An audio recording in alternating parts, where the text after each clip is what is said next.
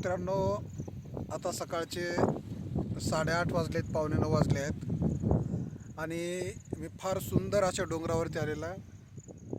कारण निसर्ग एक अशी गोष्ट आहे मित्रांनो, जी आपल्या मनाला, डोळ्यांना एकदम शांत करून टाकते. आणि निसर्गाचं खरंच सौंदर्य एवढं बघण्यासारखं असतं, कारण तुम्ही कितीही नजरेमध्ये भराल ना, तर आपलं मन कधीच भरत नसतं.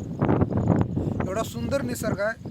आणि मलासुद्धा इच्छा राहत नाही की मलाही असं वाटतं की मी तुम्हाला हे सुंदर निसर्ग दाखवायचं काम करू, कारण माझ्यासमोर एवढा भयंकर नजारा आहे. कारण खरंच तुमच्या मनामध्ये जास्त उत्सुकता न देण्याच्याऐवजी मलाही वाटतं आहे की मी तुम्हाला ते डोंगर दाखवावं. तर चला मित्रांनो, मी तुम्हाला तो खूप सारा सुंदर डोंगर दाखवण्याचं काम करू. हा मित्रांनो, हा सुंदर आहे त्या डोंगराचा नजारा आहे.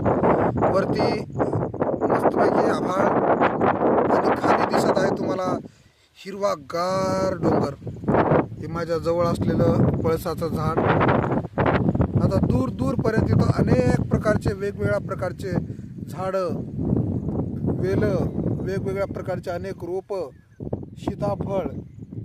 आणि हा बघितला तर गावरान तुळस आहे मित्रांनो. ही बाजूला माझ्या तरवटा आहे. आणि थोडंसं जर सुंदर बघितलं ना तुम्ही, थोडं बारीक लक्ष देऊन, तर मित्रांनो इथे दिसेल तुम्हाला पाण्याचं सुंदर एक तळं. एवढं छान आहे ना हे, फार सुंदर वाटतंय. आणि खरंच निसर्गाचा अनुभव घ्या आणि थोडं शांत राहा. इथे तुम्हाला पक्ष्यांचा आवाज ऐकायला मिळेल.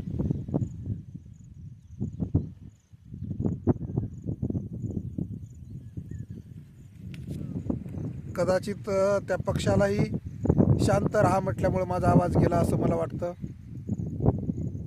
वाव, मन भरून घ्यावा. फुलपाखरं उडायला लागलेले आहेत, बारीक बारीक, सुंदर सुंदर. तर चला मित्रांनो, अशा प्रकारची मी आज डोंगर भ्रमंती केलेली आहे.